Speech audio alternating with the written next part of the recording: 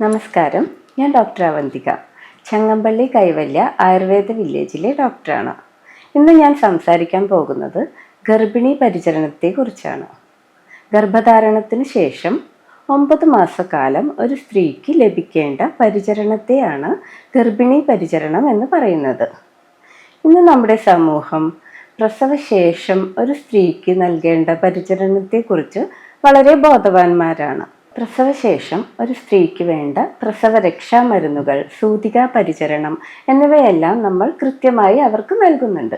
ഇതെല്ലാം പ്രസവശേഷം ഒരു സ്ത്രീയുടെ ആരോഗ്യം പൂർവ്വസ്ഥിതിയിലേക്ക് കൊണ്ടുവരാൻ സഹായിക്കുന്നതാണ്.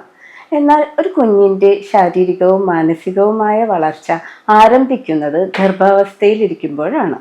അതുകൊണ്ട് തന്നെ ഗർഭാവസ്ഥയിലിരിക്കുന്ന കുഞ്ഞിൻ്റെ ശാരീരികവും മാനസികവുമായ വളർച്ച ഉറപ്പുവരുത്തുന്നതിന് ഗർഭിണിക്ക് വേണ്ട പരിചരണങ്ങൾ നമ്മൾ നൽകേണ്ടതാണ്. ആയുർവേദ ഗ്രന്ഥങ്ങളിൽ ഗർഭധാരണത്തിന് മുമ്പും ശേഷവും പ്രസവശേഷവുമുള്ള ഒരു സ്ത്രീയുടെ പരിചരണത്തിന് വളരെ പ്രാധാന്യമാണ് നൽകുന്നത്. ഇതൊരു ഉദാഹരണത്തിലൂടെയാണ് ആയുർവേദത്തിൽ പറയുന്നത്.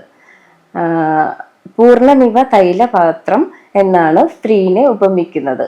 ഒരു ഗർഭിണിയായ സ്ത്രീയെ പൂർണ്ണമായി എണ്ണ നിറച്ചു വെച്ചിട്ടുള്ള ഒരു പാത്രം നമ്മൾ എത്രമാത്രം ശ്രദ്ധയോടെയാണോ കൈകാര്യം ചെയ്യുന്നത്, അതുപോലെ വേണം ഗർഭിണിയായ ഒരു സ്ത്രീയെ പരിചരിക്കാൻ എന്നാണ് ആയുർവേദത്തിൽ പറയുന്നത്.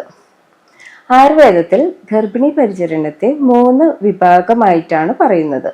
ആദ്യത്തേത് മാസാനുമാസിക ഗർഭിണി പരിചര്യ എന്ന് പറയുന്നുണ്ട്. അതായത് ഓരോ മാസത്തിലും ഒരു ഗർഭിണിക്ക് നമ്മൾ നൽകേണ്ട പരിചരണം, അത് ആഹാരമാവാം, ഔഷധമാവാം, ചില ചികിത്സകളാകാം. അങ്ങനെ ഓരോ മാസത്തിലും പ്രത്യേകം പറയുന്നുണ്ട്. ഉദാഹരണത്തിൽ ഇപ്പോൾ ആയുർവേദത്തിൽ ആദ്യത്തെ മാസം നൽകേണ്ട ആഹാരങ്ങളെ കുറിച്ച് പറയുന്നുണ്ട്. അത് മധുരമുള്ളതും തണുപ്പുള്ളതും പിന്നെ ദ്രവപ്രധാനമായിട്ടുള്ള ആഹാരങ്ങൾ കൊടുക്കാനും ധാരാളമായി പാല് കൊടുക്കാനും ഒക്കെയാണ് പറയുന്നത്. 2ാം മാസത്തിലും അതുപോലെ തന്നെ മധുര ഔഷധങ്ങളൊക്കെ ഇട്ട് കാച്ചിയ പാല് കൊടുക്കാൻ പറയുന്നുണ്ട്. 3ാം മാസത്തിൽ നമ്മൾ വെണ്ണ കൊടുക്കാൻ പറയുന്നുണ്ട്. 4ാം മാസത്തിൽ വെണ്ണ പറയുന്നുണ്ട്, നറുനെയ്യ് പറയുന്നുണ്ട്. അങ്ങനെ ഓരോ മാസത്തിലും പ്രത്യേകം ആഹാരങ്ങൾ പറയുന്നുണ്ട്. അതുപോലെ തന്നെ ഔഷധങ്ങൾ പറയുന്നുണ്ട്, ഓരോ മാസത്തിലും പ്രത്യേകം കൊടുക്കേണ്ടത്. ഇപ്പോൾ ഓരില പാൽക്കഷായം, തിരുതാളി പാൽക്കഷായം, കുറുന്തോട്ടി പാൽക്കഷായം, അങ്ങനെയുള്ള പലതരം പാൽക്കഷായങ്ങൾ പറയുന്നുണ്ട്. ഓരോ മാസത്തിലും പ്രത്യേകം പറയുന്നുണ്ട്.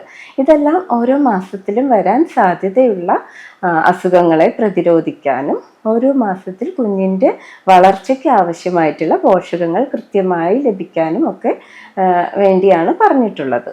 അതുപോലെ തന്നെ ഓരോ മാസവും ചെയ്യേണ്ട ചര്യകളും പറയുന്നുണ്ട്. എണ്ണ തേച്ചുകുളി, അതുപോലെയുള്ള കാര്യങ്ങളൊക്കെ, വസ്തി ചികിത്സ, പിന്നെ യോനി പീച്ചു പോലെയുള്ള പല ചികിത്സകളെല്ലാം പറയുന്നുണ്ട്.